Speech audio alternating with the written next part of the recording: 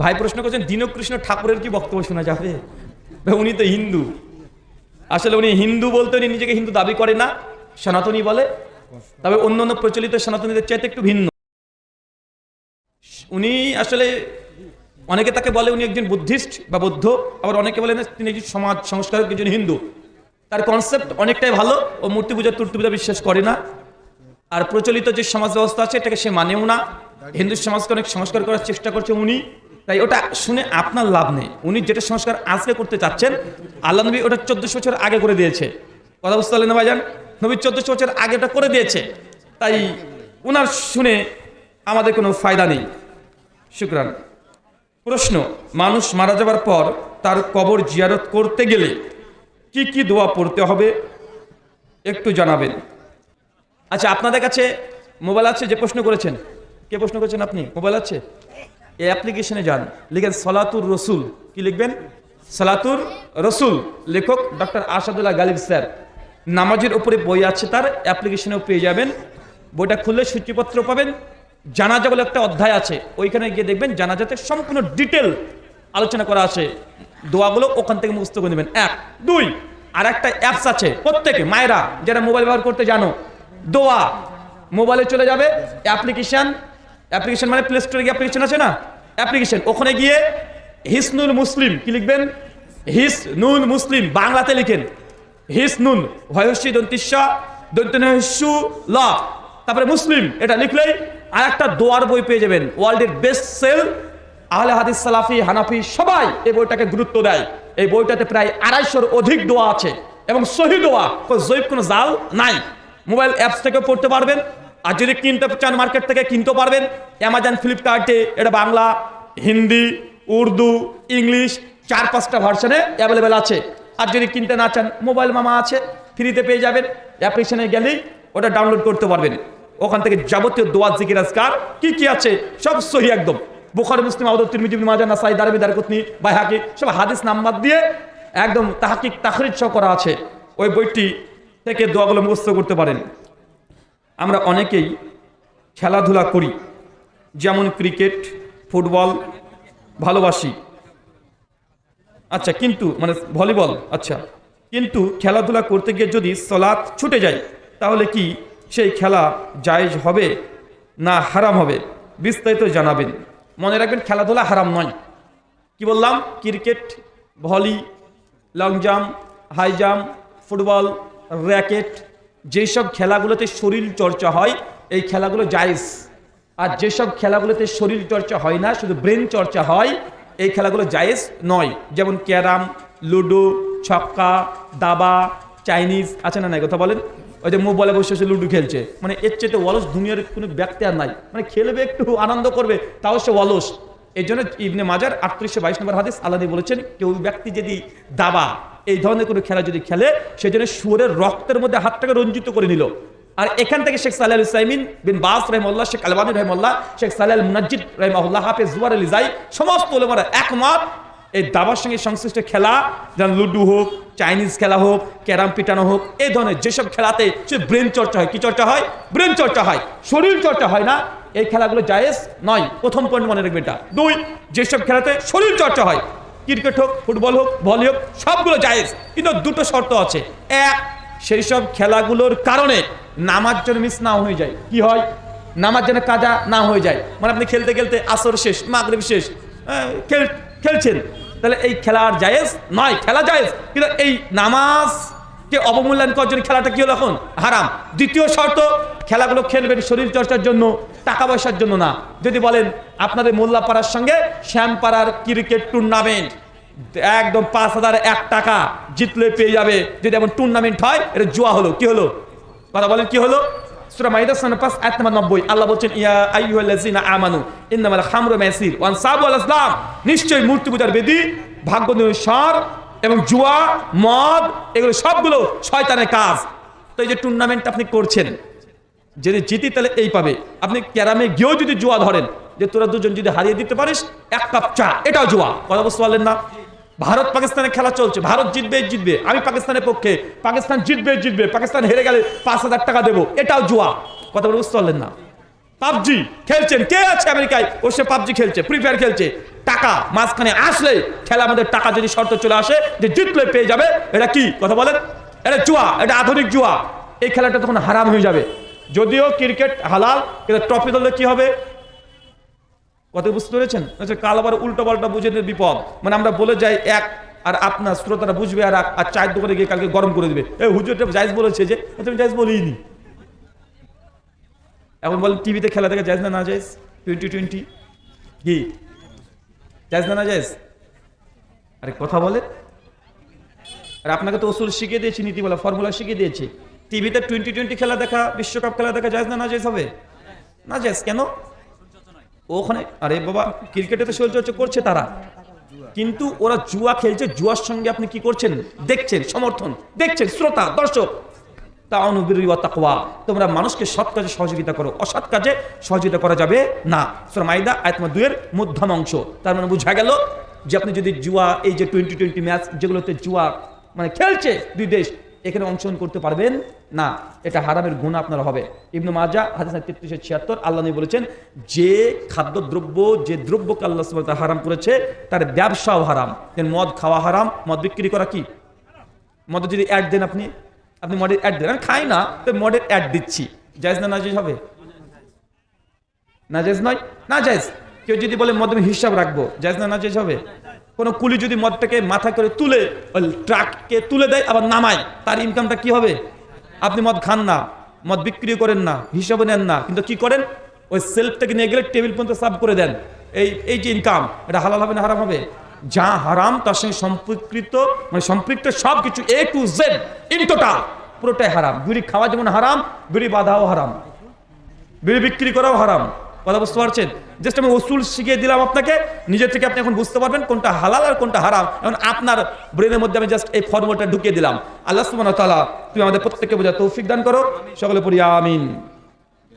বেনামাজি কি জানাজা হবে? এখন বেনামাজি কোন কোয়ালিটিটাকে জানতে হবে। বেনামাজির 3 ধরনের কোয়ালিটি আছে। এক, শুধু শুক্রবার নামাজ পড়ে আর পড়ে না, শুকুর মুন্সি আছে না? এমন হ্যাঁ, সভাপতি সে শুক্রবারে আসে আর দেখা যায় না, ও মসজিদের সভাপতি। ভাই এমন সভাপতি আছে না নাই?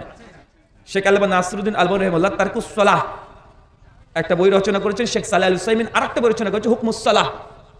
দুটো বইয়ের সার নির্যাস, যদিও বিরোধ দুজনের মধ্যে আছে, তবে শেষ কথা এটা, একজন ব্যক্তি নামাজ পড়ে, মাগরিব পড়ে, এশা পড়ে না, জুমা পড়ে, কিন্তু অন্য নামাজ পড়ে না। তাকে যখন দাওয়াত দেন, ভাই চলেন মসজিদে নামাজ দেখলাম না মাগরিবে, কেন না মাগরিবে নামাজ পড়েন না আপনি? ও যদি বলে ওজোর পেশ করে, ভাই নামাজ পড়া উচিত, গুনাহ করছি ভাই, পড়বো, ঠিক আছে, এবং শিরিক করে না, অকাট্য তৌহিদের উপরে বিশ্বাস আছে, শিরিক করে না, আবার নামাজ মাঝে পড়ে মাঝে ছেড়ে দেয়। আবার যদি বলা হয় নামাজের দাওয়াত দেওয়া হয়, সে তখন নামাজের ব্যাপারে সে দুর্বলতা প্রকাশ করে, ওজোর পেশ করে। এই ব্যক্তি যদি মারা যায়, তাহলে এই ব্যক্তির জানাজা করা যাবে। কেন? এই আকীদাতান মুসলিম আছে এখনো। কি আছে বলেন তো? আকীদাতান এখন ঈমান তার আছে, কিন্তু আমলগত সে কুফরি করেছে। কথা বুঝতে পারছেন? আমলগত কি করছে? আমলগত কি বলেন? কুফরি করছে। এই যে সে মুসলিম থেকে সে খারেজ হয়ে যায় না, বেনামে টাকা দিয়েছে, মুসলিম থেকে সে খারেজ হয়ে যায় না। আরেকজন ব্যক্তি আছে যাকে বললাম, ভাই কি নামাজ পড়ে না? আরে নামাজ পড়ে কে বড় লোক হলো? যার নামাজ পড়ে তারা চোর হয়, এই হুজুরে বদমাইশ হয়, নামাজ পড়ে কি হবে? এই কথা বলে মসজিদে আসে না, নামাজও পড়ে না। সব যেমন লোক আছে না নাই? আছে। এই ব্যক্তি যদি মারা যায়, এই জানাজা তো দূরের কি বাত, একে মুসলমানের গোরস্থানে কবর দেওয়া জায়েজ নয়। কেন? সে নামাজকে অস্বীকার করেছে, কুফরি করেছে। কি করেছে? কুফরি করেছে। সেই মুসলিম কিতাব ঈমান হাদিস না 253 আল্লাহ নবী বলছেন, মান তারাকা সালাতা মুতামাদান ফাকাদ কাফারা। কেউ যদি ইচ্ছাকৃত নামাজকে পরিত্যাগ করে দেয়, ফাকাদ কাফারা, মানে এখানে কুফরি করেছে। এই কুফরি করার জন্য সে কাফের হয়ে যাবে। তাহলে কি বুঝলাম আমরা? দুই কোয়ালিটি, যে নামাজের হুকুমকে স্বীকার করে, মাঝে মধ্যে পড়ে, মাঝে মধ্যে ছেড়ে দেয়, এই ব্যক্তি জানাজা করা যাবে। আর যে নামাজই পড়ে না, নামাজকে জীবনে একদিন যদি কটূক্তি কথা বলেছে, তার ঈমান ভেঙে গেছে। তাকে যতক্ষণ তওবা না করছে ততক্ষণ পর্যন্ত তার জানাজা মুসলমানের গোরস্থানে কবর দেওয়া জায়েজ হবে না। অমুসলিমদের যা হুকুম, তার হুকুম সেম, আহলে কিতাবের মতো হুকুম হয়ে যাবে। কথা কি বুঝতে পারলেন আপনি? এখন আপনাকে জাস্ট ফর্মুলা দিয়ে দিই, আমি উত্তরে ডিরেক্ট অ্যান্সার করি না, ফর্মুলা দিয়ে দিই। ডিরেক্ট কোনো মানুষকে কাফের বলতে পারবেন না, মানে ও নামাজ পড়ছেন তুই কাফের হয়ে গেছিস, এ কথা বলতে পারবেন না ডাইরেক্ট। বুঝতে পারলেন? কাফের বলার জন্য 6খানা শর্ত আছে। 6টা শর্ত যদি পূরণ করে, তারপর তাকে কুফরি বা কাফের ফতোয়া দেওয়া যাবে। তাই এই দুটো মাসআলা আপনাকে দুই দিক থেকে বলে দিলাম। এখন কোন ব্যক্তি মারা গেছে দেখেন। তবে হ্যাঁ, যে ব্যক্তি মাঝে মধ্যে নামাজ পড়ে, মাঝে মধ্যে ছেড়ে দেয়, এ হচ্ছে ফাসিক। নিজের উপরে জুলুম করছে, জালেম, নিজের উপরে জুলুম করছে, সে মানুষের উপরে না। জুলুম করে তিন ধরনের, এক নিজের প্রতি জুলুম, প্রতিবেশীর প্রতি জুলুম, আল্লাহর প্রতি জুলুম। আল্লাহর প্রতি জুলুম কোনটা বলেন তো? ইন্নাশা শিরকালা জুলুমুন আজিম, নিশ্চয় শিরক মস্ত বড় জুলুম। কার উপরে? বান্দার সঙ্গে না আল্লাহর সঙ্গে? বান্দা আল্লাহর সঙ্গে জুলুম করছে, সূরা লুকমান আয়াত নাম্বার 13 এবং 31। আর প্রতিবেশীর সঙ্গে জুলুম কি? ওই জমিটা দখল করে নিয়েছেন শক্তি দিয়ে, আছে না নাই? এটা মানুষের প্রতি জুলুম। নিজের প্রতি জুলুম কি? হারাম জানার পরেও সে হারাম কাজের সঙ্গে যুক্ত থাকা, ফরজ জানার পরেও নিজের নাফসের উপরে জোর করে সে ফরজ আদায় না করা, এটা কার উপরে জুলুম? নিজের উপরে জুলুম। এই যে আদম আলাইহিস সালামের দোয়া, রব্বানা যালামনা আনফুসানা, আল্লাহ আমি জুলুম করেছি। কোথায় জুলুম করলো? সে নিজের উপরে জুলুম করেছে। কার উপরে করেছে কথা বলেন? কার উপরে? নিজের উপরে জুলুম করেছে। তো জুলুমের প্রকার কয়টা? কয় ভাগ জুলুম? 3 প্রকার। তো এই যে নামাজ পরিত্যাগ করেছে, একটি করেছে বলে নিজের উপরে জুলুম করেছে। তো এই ব্যক্তি নামাজ পড়া যাবে জানাজা, তবে এলাকার পরেজগার মুত্তাকি ব্যক্তি নামাজ পড়াবে না। কে পড়াবে? ওই তার মতনই কোনো এক ব্যক্তি পড়িয়ে দিবে, যে জুমা আসে আর আসে না। কথা বুঝতে পারলেন কি? যে শুকুর মুন্সি মারা যায়, শুকুর মুন্সি কে বলেন তো চাচা? চেনেন? শুকুর মুন্সিকে চিনেন? ওই যে শুক্রবারে শুধু নামাজ আর পড়ে না, ওই যে শুকুর মুন্সি, ও যদি মারা যায় ইমাম কে হবে জানাজার? ওরকম একটা শুকুর মুন্সিকে ধরে দাঁড় করিয়ে দিবেন। 5 ওয়াক্ত যে নামাজ পড়ার পর দরকার নেই, কারণ যে 5 ওয়াক্ত নামাজ পড়েনি তার পেছনে নামাজ পড়ার কোনো জরুরতই নেই। আর যে জীবনে নামাজই পড়েনি তার জন্য জানাজার নামাজের প্রয়োজনই বাকি। তুই তো আল্লাহর জন্য নামাজ পড়িসনি, তোর আবার নামাজ কিসের? ওকে হিন্দুর মতো পুড়িয়ে দিবেন, পুরালেও তো টাকা পয়সা লাগে, ফেলে দিবেন। কি করবেন বলেন তো ভাইজান? ভাসিয়ে দিবেন, কুত্তা মুত্তা যা আছে খেয়ে নিবে, মাছ টাছ খেয়ে একটু উপকার হলে পরে আমরা মাছ খেয়ে আবার একটু শরীরটা পুষ্ট হবে। মানে ওর ইসলামের সঙ্গে কোনো সম্পর্ক নেই। যে নামাজকে কি করেছে? ডেট অস্বীকার করেছে, কটূক্তি করেছে। আল্লাহ সুবহানাহু ওয়া তাআলা আমাদেরকে বুঝার তৌফিক দান করে। এটাকে নতুন দিলেন আবার? হ্যাঁ, চাকরি করা কেন হারাম শেখ? কারণ একজন ছাত্র কষ্ট করে পড়াশোনা করে রাত জেগে। কে বলেছে চাকরি করা হারাম?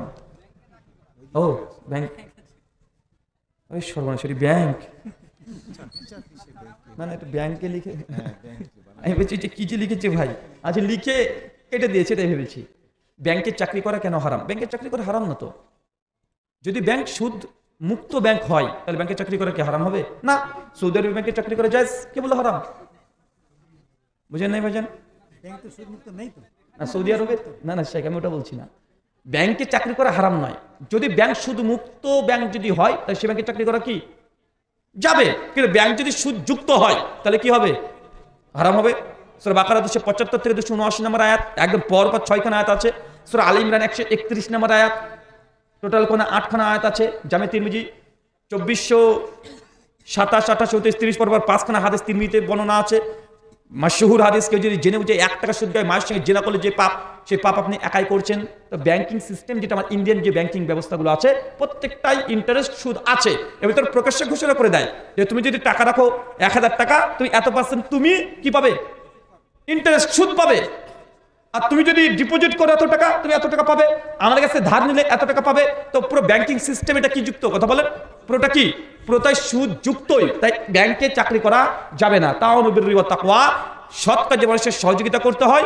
অসৎ কাজ যেখানে আছে সেখানে কোনো বিজনেস বা ব্যবসা সেখানে সহযোগিতা করা যাবে না। একটু আগে যে হাদিসটা বলেছি, ইবনে মাজাহ 3376 নম্বর হাদিস, আল্লাহ যেই জিনিসকে হারাম করেছে তার ব্যবসাও হারাম।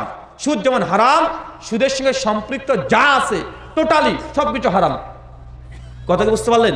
আল্লাহ রাজ্জাক, তিনি রিজিক দাতা। ব্যাংকের চাকরিকে পরিত্যাগ করে দেন, ধৈর্য ধারণ করেন, সবর করেন, তিনি রিজিক দেন। রিজিক আমরা চাইলেও আমরা পাই না। একটা কনসেপ্ট ক্লিয়ার করি।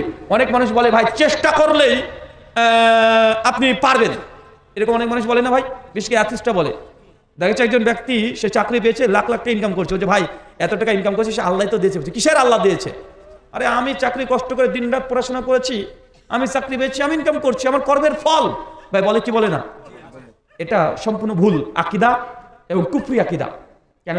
একটা উদাহরণ দিই, বাস্তবে দিই আপনাকে। ধরেন একজন ব্যক্তি, দুজন ব্যক্তি, আমি ধরেন আমরা 2 ভাই, দুজন একসঙ্গেই সকালবেলা টুকটুকি নিয়ে বাড়ি থেকে বের হলাম, দুজনই একই টাইমে বের হয়েছি ফজরের পরে। সন্ধ্যাবেলায় মাগরিবের সময় একই সময় ঢুকবো, দুজনের ইনকাম সেম হবে? সম্ভব হবে না, এটাই ঠিক। দুজন একই সঙ্গে 2 বন্ধু পড়াশোনা করেছে, একই শিক্ষকের কাছে পড়াশোনা করেছে, একই সঙ্গে টিউশনি নিয়েছে, দুজনের রেজাল্টও সেম, দুজনই ডাক্তার হয়েছে, সেম ডাক্তার MBBS। দুজনই মেডিকেল খুলেছে, পাশাপাশি দুজনের দোকান, দুই দোকানে বেচাকেনা সেম হবে? দুই ডাক্তারের নাম সেম হয়? দুই ডাক্তারের প্রতি মানে দুই ডাক্তারের মানে যশ খ্যাতি সেম হয়? দুজনের কাছে সেম, মানে রোগী অসুস্থ যায় কেন? আপনি চেষ্টা করছেন, দুজনে চেষ্টা করেছে। উল্টো অনেকে দেখা যায় অনেকে চেষ্টা না করে দুনিয়াতে আজকে সফল হয়ে গেছে, অনেকে চেষ্টা করেছে সফল হয় নাই। চাচা আছে না নাই? কথা বলেন। দুটো চায়ের দোকান, একজন চা দোকানে বিক্রি হয়ে চলে যাচ্ছে, আজকে চায়ের দোকানে কাস্টমার নাই, আছে না নাই? আবার অনেকে বলতে পারে না যে দোকান ভালো করা যায় বেচাকেনা বেশি হবে। কত ভালো ভালো দোকানে বেচাকেনা নাই, চায়ের দোকান আলাদা 10 তলা বিল্ডিং করে ফেলেছে, আছে না নাই? কথা বলেন। তার মানে বোঝা যাচ্ছে এই যে সিস্টেম, আপনি চেষ্টা করলেই হবে, ইনভেস্ট করলেই হবে, চাকরি করলেই, ব্যাংকের চাকরি করলে আপনি কোটিপতি হয়ে যাবে, ডাজ নট ম্যাটার। এটা আমি করে না, যদি আল্লাহ তাকদিরে যদি না থাকে আপনি পারবেন না। কারণ এই রিজিক এটা সম্পূর্ণ তাকদির। কি বলেন তো? এটা আপনার চেষ্টা কিচ্ছু যায় আসে না, তবে আপনাকে চেষ্টা করতে হবে। আপনি কি করতে হবে? চেষ্টা করতে হবে। কিন্তু চেষ্টা করলেই যে আপনি ডাক্তার হলে সেম কেরিয়ার তৈরি হবে, এটা অসম্ভব। এটা সম্ভব? কথা বলেন। তাই এটা তাকদীরের প্রতি বিশ্বাস রাখেন, হারামকে বর্জন করেন। মিশকাত হাদিসে 5300 আল্লাহ নবী বলছেন দুটো জিনিস মানুষকে খুঁজে বেড়ায়, দুটো জিনিস, এক মৃত্যু আর দুই রিজিক। আপনার যতক্ষণ পর্যন্ত উপার্জিত রিজিক ভক্ষণ না করছেন ততক্ষণ মৃত্যু হবে না। নবী বলছেন অতএব হারামকে বেঁচে চলো। তুমি মানে চট জলদি টাকা ইনকাম করার জন্য হারাম পথ অবলম্বন করো না, একটু সবর করো, একটু ধৈর্য ধারণ করো। যেটা তুমি হারাম উপায়ে কামাই করেছো, সবর করলে ওই টাকাটা তুমি হালাল ভাবে পেয়ে যেতে। কথা বুঝতে পারলেন? কেন? রিজিক নির্ধারিত, আপনার চেষ্টাতে যায় আসে না। তো চেষ্টা কি করতে হবে? চেষ্টা করতে হবে। জুমার আয়াত নাম্বার 9 তাকদীরের বিষয়ে আমার একটা ডিটেল আলোচনা আছে, ওই বই আলোচনা ইউটিউবে চলে যান, লিখবেন রুজি থেকে বরকত উঠে কিভাবে, এটা লিখে ব্রাদার রাহুল হোসেন লিখেন। আমি এখানে আলোচনা করেছি। এইখানে আরেকটা আলোচনা আছে ইসলামী অর্থনীতি, ইসলামী অর্থনীতি লিখেন, তাহলে দেখবেন ওখানে আলোচনা করেছি বিজনেস ভার্সেস চাকরি। আমি চাকরিকে পরিষ্কার বলি, চাকরি বর্তমান যুগের চাকরি এটা মডার্ন স্লেভারি, মানে আধুনিক দাসত্ব। এটা কি? আধুনিক দাসত্ব, গোলাম। যে চাকরি করে সে কি? গোলাম। এটা বাহ্যিক দিক থেকে আপনি বুঝতে পারছেন না, যখন গভীরে যাবেন তখন এই চাকরি মানে এটা কি? এটা গোলামিত্ব, এটা গোলামি। মুসলমান চাকরি নাই, বিজনেসের পেছনে ছুটবে। কিসের পেছনে? বিজনেসের উপরে পেছনে ছুটবে। ছোট্ট একটা উদাহরণ দিয়ে আলোচনা শেষ করছি। বলেন তো গোটা বিশ্বের যতগুলো রাষ্ট্র আছে, রাষ্ট্র কে চালায়? কে চালায়? বিজনেসম্যান। মোদিকে কে চালায়? ওই যে আম্বানি চালায়। কে চালায়? আম্বানি। টাকা কে দেয়? আম্বানি আর আদানি, এরা টাকা দিচ্ছে crore crore, million billion trillion. কোন স্কুলের শিক্ষক টাকা দিতে পারবে? পৃথিবীর কোন রাষ্ট্র। মনে রাখবেন চাকরিজীবীরা চালাতে পারে না। কেন? তারা গোলামিত্ব করছে। সামান্য কিছু বেতন দিয়ে দিয়েছে, 30,000, এটাই বেতন, মানে রিজিককে সংকীর্ণ করে দিয়েছে। কি কথা বলে? তার রিজিক কি? বেঁধে দেওয়া। বিজনেস আজ 5 টাকা তো কালকে 5 লাখ টাকা হতে পারে কি পারে না? পারে। আর অনেকগুলো পয়েন্ট আছে। ইসলামী অর্থনীতি ভার্সেস ক্যাপিটালিজম। আমাদের যে ইসলাম মানে যেই অর্থনীতি চলছে গোটা বিশ্বে, এটাকে কি বলে? ক্যাপিটালিজম, তথা বাংলাতে পুঁজিবাদী অর্থনীতি। কিন্তু ইসলামী যে অর্থনীতি আছে, এই দুটোর মধ্যে যদি পার্থক্য করতে চান, আমার আলোচনা আছে। ইসলামের ব্যবসার বিধান দেখতে পারেন, প্রত্যেকটা বিষয়ে স্বতন্ত্রভাবে ঘন্টাব্যাপী আলোচনা করা হয়েছে, ডিপ আলোচনা করা হয়েছে জলসার মাহফিলে। এইগুলো আপনারা এত গভীর আলোচনা করলে শ্রোতা একটাও থাকে না। তার জন্য আমরা মানে বিশেষ করে এগুলো দার্স হালাকার সময়তে এই গভীর বিষয়গুলো তুলে ধরি। তাই যুবকদেরকে বলেছি চাকরির পিছনে নাই, ব্যবসা থেকে। দেশ বিদেশ তো সফর করেনি, ভালো করে দেশ বিদেশে যখন সফর করবেন, যখন বাপ বেটা একসঙ্গে খাবার টেবিলে বসে, সেই সময় তারা আলোচনা করে, গল্প করে যে ছেলেকে কি কেরিয়ার তৈরি করবো, এই জন্য না, কি ব্যবসা করবো এটার জন্য। ভালো করে লক্ষ্য করে দেখবেন, ওদের ছেলেরা যখন গ্র্যাজুয়েট কমপ্লিট করে ফেলে, এমবি কমপ্লিট করে, সেই সময় তারা পার্ট টাইমার চাকরি করে না, পার্ট টাইমের বাপের ব্যবসা দেখে। কি করে? ব্যবসা দেখে। আরে চাকরি ওরা আপনাকে তো করাবে, চাকরি তুই কর, আমার কাছে গোলামিত্ব কর, 8 ঘন্টা চাকরি করবি, 10 ঘন্টা চাকরি করবি, ও হবে মালিক। কথা মানে বুঝতে পারলেন না? ও চাকরি করে না, কি করে? ও ব্যবসা করে। ও পার্ট টাইমের ব্যবসা করবে। মরে গেলেও ও চাকরি করবে না, ও মরে গেলেও চাকরি করবে না, ও ব্যবসা করবে। আর আমাদের যুবকরা কি করে? পার্ট টাইমার চাকরি। আর মেয়ের বাপগুলোও আছে, ছেলে যদি ব্যবসা করে, ব্যবসা করে। প্রাইমারি টিচার, ও জানে না প্রাইমারি টিচার মানে কি। আমাদের সমাজে প্রচলিত আছে কিপুন, মানে কিপটা আছে না? আপনাদের এলাকায় বলে নাকি? মানে আমাদের এলাকায় খুব বলে যে এই মাস্টার মানে কিপটা আছে না ভাইজান? আপনাদেরকে বলে কি? কিন্তু আমাদের খুব প্রচলন আছে, মানে তাদের রিজিক সংকীর্ণ, মানে 35-40 টাকা বেতন, ওই বউকে যদি একটা 5 লাখ টাকা দেবে শাড়ি কিনে, ও হার্ট অ্যাটাক করবে। আরে বাবা, 40-এর পাশ চলে গেল 35। আর ব্যবসায়িক কি করবে? আর প্রতিদিন নিবি নে যা। ব্যবসায়িকের কি বলেন তো ভাই, প্রতিদিন আসছে, প্রতিদিন কাঁচা টাকা লাড়ছে, আসতে যাচ্ছে ওর এগুলো মানে কিছু মনে হয় না। তো যাই হোক, এই বিষয়ে পরে ডিটেল আলোচনা জানতে হলে আপনি ইউটিউবে লিখে সার্চ করেন যুবকদের কেরিয়ার চিন্তা ভাবনা, আলোচনা পেয়ে যাবেন। নাহলে গোটা 10 থেকে 12টা এই ধরনের আলোচনা করা আছে শুধু বিজনেস রিলেটেড, গভীর আলোচনা ওখান থেকে শুনে নেবেন। শুকরান, জাযাকাল্লাহু খায়রান, বারাকাল্লাহু ফিকুম, ওয়া মা আলাইনা ইল্লাল বালাগ, সুবহানাকাল্লাহুম্মা ওয়া বিহামদিক, ওয়া আশহাদু আল্লা ইলাহা ইল্লা আনতা, আস্তাগফিরুকা ওয়া আতুবু ইলাইক। আসসালামু আলাইকুম ওয়া রাহমাতুল্লাহি ওয়া বারাকাতুহু।